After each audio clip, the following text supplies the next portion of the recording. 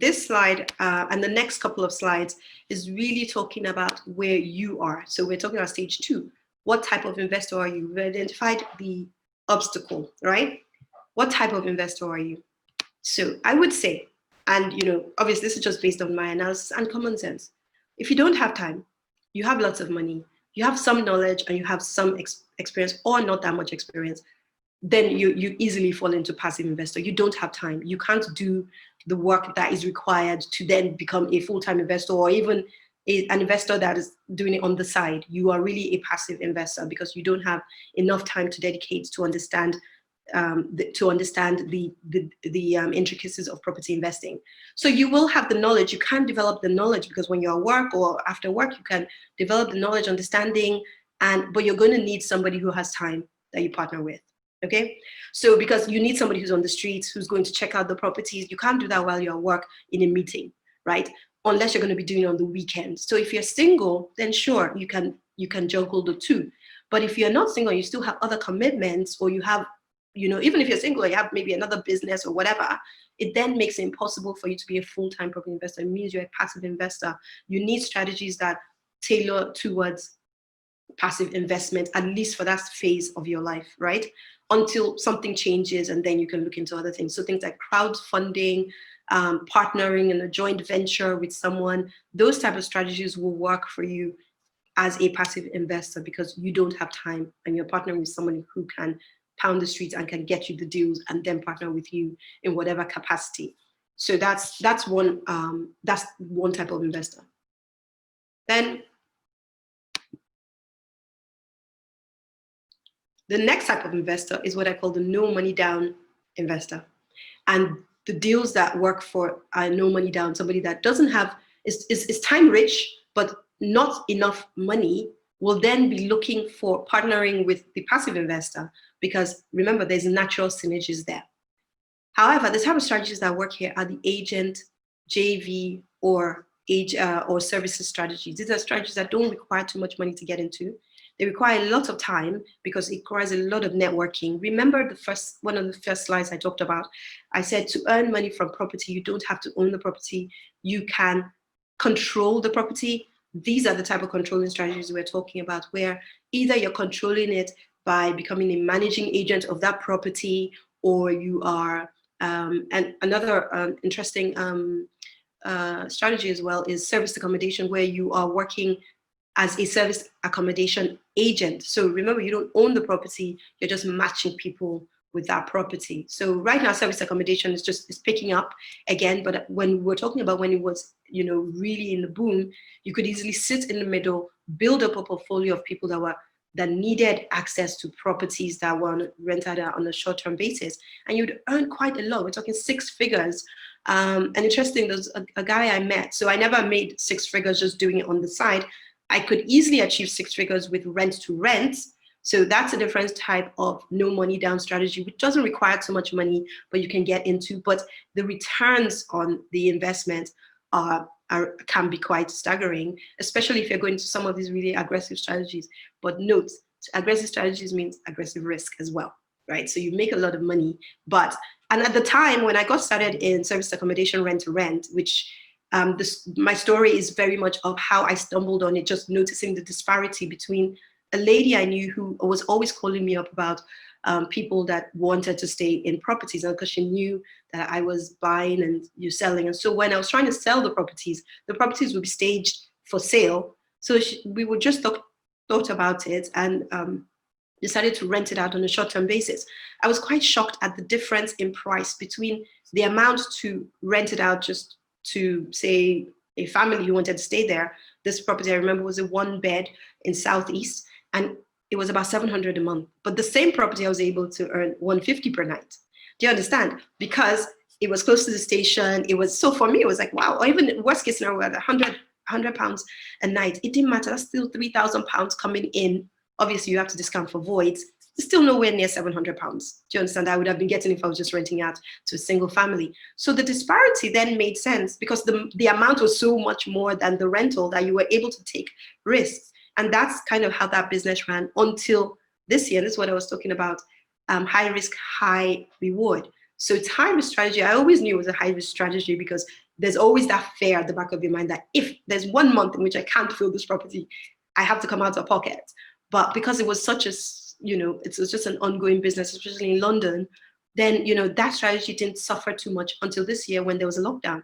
The one thing that doesn't move in the lockdown is holiday lettings or holiday apartments, because nobody's going on holiday. And regardless of holiday, corporate bookings as well, because I used to get a lot of corporate bookings, all freeze because nobody's traveling, everybody's working from home. So you can imagine going from quite a high earning business to zero. And that's one of the things that you have to understand with property, is that if you don't have alternative sources of income within that business, strategies can get exposed to all sorts of things, right? So anything can happen. So you just need to always have your backup plans. Good thing is that at this point, obviously, I have other businesses that I can then fall back on, but it was still a big hit, right? So just understanding that if you're going to go out and do this and do it full time, that you want to be very aware of some of the risks and just mitigate against it so that you're not exposed. So, so back to no money down strategies. Good thing with rent to rent and these types of strategies is if anything happens, please take your property back. And that's exactly what happened to me earlier in the year. The minute I realized the writing on the wall, of course, I'd been with some of these properties, I had them for like 6, 7, 8 years.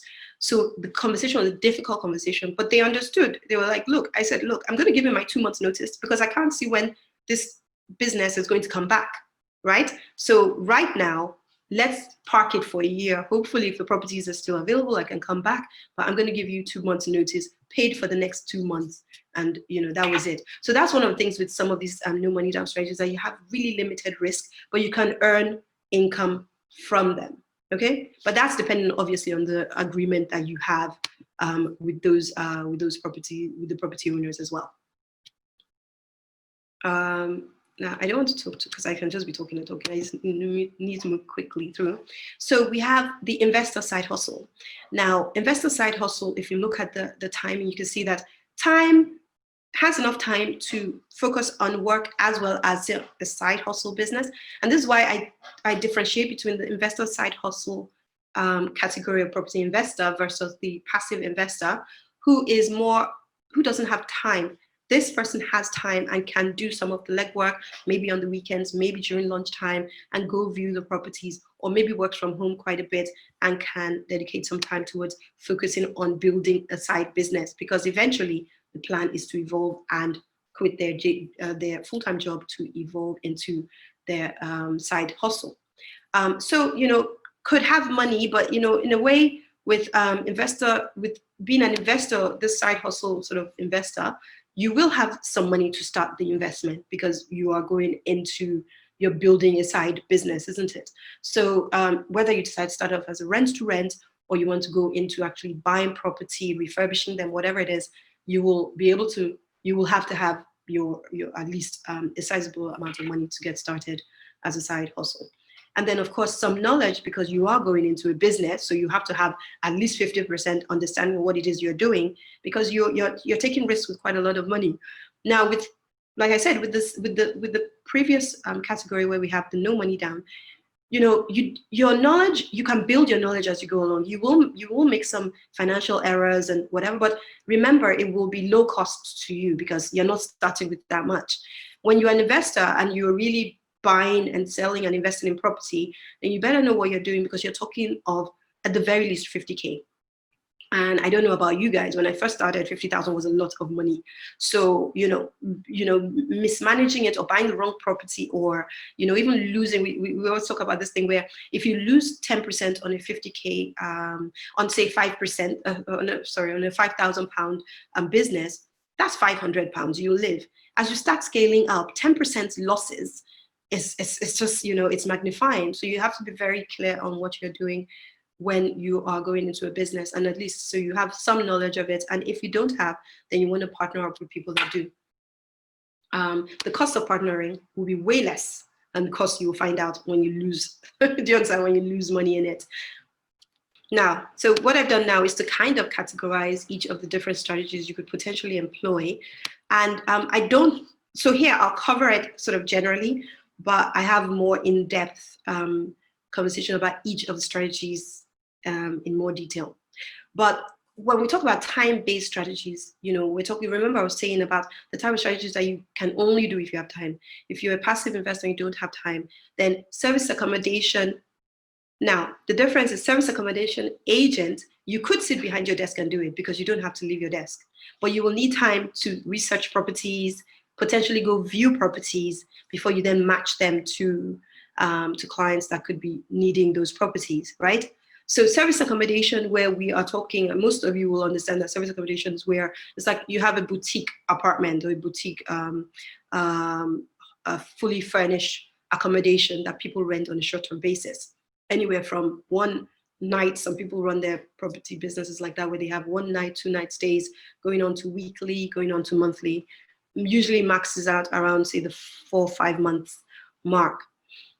So as a service accommodation agent, you will need time to focus on building the business, same as rent to rent, where you're renting a property and subletting it. And subletting is not a bad word in this context, but because you have consent of the owner to then manage the property as a rent to rent. So typically you don't always go about saying, oh, I have a rent to rent business or whatever. It's just a management business. It's just a management, you're just managing the property. But what you're doing is that you've rented it from the landlord at a fixed price, and then you're subletting it at an increased price. So you can, in a simple terms, you could rent a simple 2-bed house, for instance, at say £1,000 and rent it to another family who wants that same property, but maybe they're coming from outside the country. Maybe don't have all their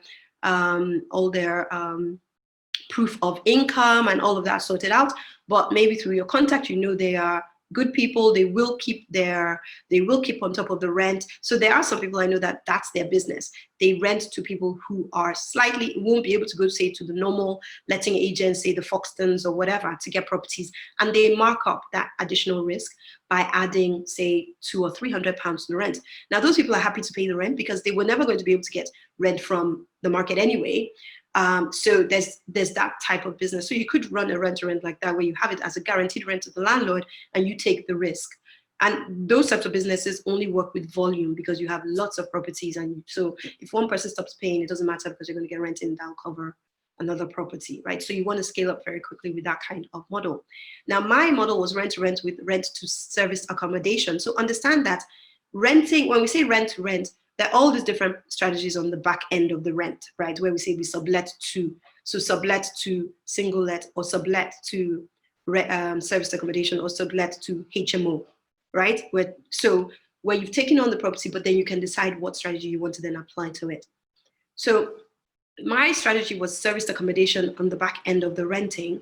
And I liked it because I didn't need that many properties to earn a lot from it. I just needed to pick the right properties in the right location, and I could just apply on, if I'm getting £300 per night, or £250 per night, as long as I know that I'll have enough occupancy, then I'm happy to rent the property from the landlord. So understanding rent to rent as a business as well, that's a good strategy, but it's also time consuming, completely time consuming. Whether you go with HMOs or you go with service accommodation, the only time it's not time consuming is if you have it as a single let on the back end, where you're still renting to a simple family who's going to take care of the property anyway. So they don't, even if they have any issues, they're going to be calling you.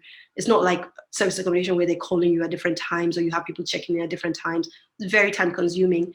And when you scale, you can then hire somebody to do some of that work for you. But at the beginning, it's very much your responsibility.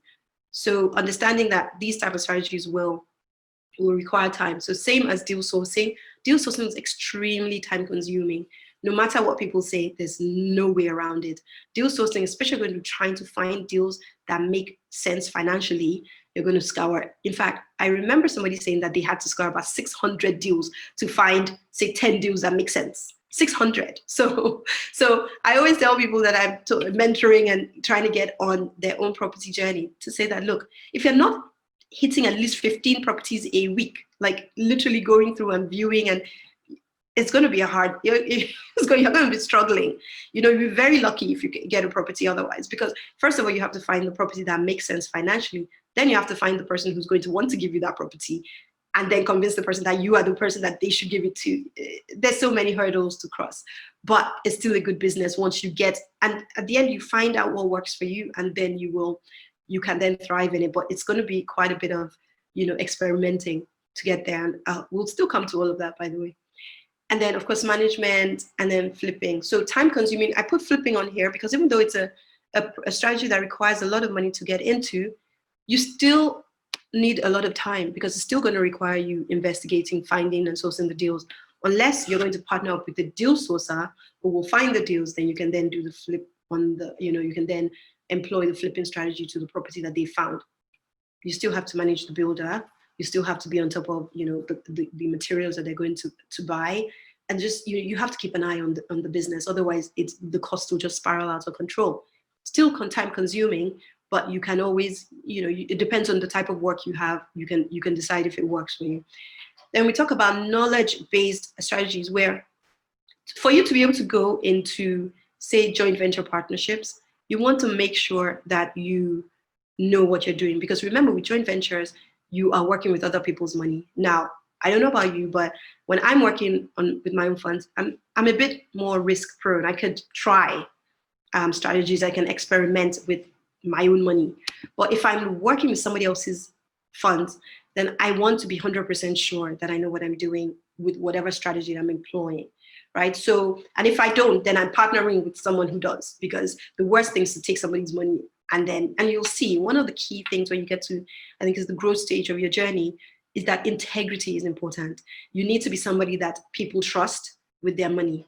And there's so many reasons why people stop trusting you. I promise you, there's so many quick reasons why, once money parts hands, then that's where it's like, from that point, your trust level starts to just diminish, because they're just waiting for you to screw them over. But at the end of the day, it's for you to become credible, so that they know they can always bring their money to you. Because once you have one investor for life, then you're done. They will always be recycling funds through you. Okay? Yeah, so Adaro, I've seen that. So flipping is when you buy a rundown property, refurbish it, and you sell it on. Okay, so that's a buy and sell strategy. You buy the property discounted, ideally. You buy the property because it needs work, and then you sell it on. Then property development, another knowledge-based strategy. You need to know what you're doing, because like I said, when you're doing developments where your build cost, for instance, is like £500,000 to £1 million, then any 10% slip from you not assessing or calculating, or one error in your deal analysis spreadsheet, that's money wiped out. I've done a project before, and thankfully it was a small project, where I had 2 phases. And in my phase 2 is when I realized that my addition calculator was not picking up some of the cells. So whilst I had thought it was going to cost, what, 5,000 for that second phase, it was actually going to cost about 6.5, right? So just being very clear that, sometimes, these small things that can happen on your spreadsheets, you need to, so now I have like 3 ways of checking that prices are the same. So I'll add it from basically you just use different analysis to make sure that the numbers are all coming to the same thing, because otherwise you can run into difficulties. So property development, conversions, commercial, all those types of things require that you understand what you're doing. Then money strategies, again, flipping, we're talking about, where, and so you'll see the overlap, where some of them are time-based, but there are also money strategies. You can't get into flipping without money. It doesn't have to be your money, but you still need money because you have to buy the property.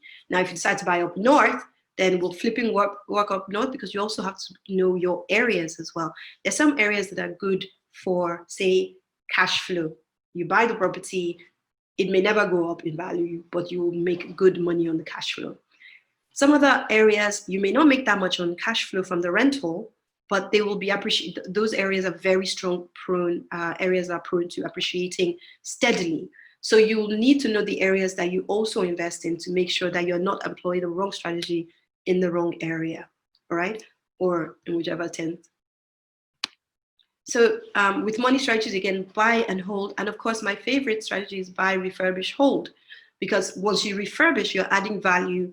It means you can remortgage, take out. And that's the strategy I was talking about when I said we sort of ran into it. Remember, we're already buying and refurbishing and selling, flipping. right? Which is a very good strategy at the beginning of your journey, but very soon you will get very weary very quickly because you realize that you're giving away a lot of good deals for nothing. So when I started, I look back at some of the properties that I came by in some of the auctions. Now, auctions at that time, completely different experience. There was a flood of properties. The market was chaos. Like properties in central London were selling for ridiculous prices. Then everybody was scared. So even though the prices seemed cheap, actually they didn't seem cheap then. They just were low, but we didn't know they were low because the market was so bad and it looked like it was just going to steadily continue to go down. So when we were seeing properties, which in retrospect, like 2 beds for like 300, 350, we were like, oh no, those are too expensive. They can still go down. Actually, no, they didn't. They only went up from then on. But the market was in such a terrible place. Now, I think of some of the properties that I bought then that were for flipping. And, I don't knock flipping, but the thing is, at some point, you'll start to appreciate that. It's a lot of time, and yes, you make the money, but then you've lost the ongoing revenue from that asset, right? So buy, refurbish, hold, where you buy the property, add value, try and take out as much money as you can, hold on to the property. It means you win on both sides. It means you've gotten quite a lot of your investment out, so you can move on to another project. It may not be as big as a project as the original project, but it means you can still retain that property, gain from the rental and the capital appreciation as you go along. Okay, so just understanding the difference between the flipping strategy and the buy, refurbish, hold strategy. Yes, Toyosi, I hope that's clear because I keep using the word flipping, but I hope it's clear as to what flipping actually means. Okay, great. And then, and then crowdfunding and joint ventures. Again, these are money strategies. Where you have money, maybe you don't have the time, you can always partner up with somebody as a joint venture, or you can park your money in a crowdfunded project. So these are, say, larger projects where and some of this crowdfunding, you don't even have to have that much. So this is very much for the passive investor. Maybe you have about £5,000-10,000. You want to park it so that it's not earning zero. You want to get maybe 5, 6, 7% on that. You can park that in a crowdfunded project where they'll have maybe about 5 or 6 different people. So you have your own shares of it, and then at the end they'll give you a fixed return. So there are different ways crowdfunding works, but just understanding that the money doesn't have to sit in the bank. It can go into a crowdfunded project or as a joint venture with somebody else. Then you have experience type strategies again, which of course, like I said, they're overlaps. So knowledge, experience, time, money. So you were talking about things like land acquisition, which, by the way, with land acquisition, because you're just acquiring land, you don't always need to, you don't have to develop it and then go down the time consuming refurbishment and all of that. You don't have to do that. You can actually just flip on the land once you get planning. So that's where we talk about planning gains. But it means you have experience, you know the people, planning consultants, people who can weigh in on decision making at the council, because some of these things are very critical to your project being successful. So they're complex projects for sure. And for me, even going into planning, I've done them in a few projects, but they take so much time. And so, it's a long game, and you will get the benefit at the end, but it's not a quick, it's one of those strategies that's a more long-term based type of strategy. And so you won't get quick gains unless it's a quick, say you get planning on a house to then get a loft in and extension, then you can make, within 3 months, you can then turn it around, sell it to somebody else who's an investor who will do the work, and then make a bit of a tidy profit, maybe 30K you can add on top of it because of that, doing that work. But it still means you have some experience and you have some knowledge to be able to do that kind of play on planning. Okay, so different property strategies you could employ.